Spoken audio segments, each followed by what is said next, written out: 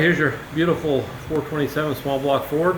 Just got done running it. Everything went great. Give you a description of this combination. Got the AFR cylinder heads on it. Hydraulic roller motor. We got that custom ground by comp. Got custom J&E pistons.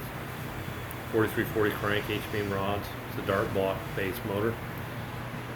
As you can see, it's stack injected. It's by Borla. Got Holley EFI fuel management on it. Got everything kind of blacked out for you there. Marked serpentine belt set up. Make sure that charged for you. Take you in and show you how it ran. Alrighty, down at 3,500, 490 foot-pounds of torque. Looks like it peaked torque 548, and peak torque about right at 600. So our 575 combination, obviously with the Borla set up on there, it runs better. So everything's good. We'll get her off there in a crate. Come your way. Have a great day.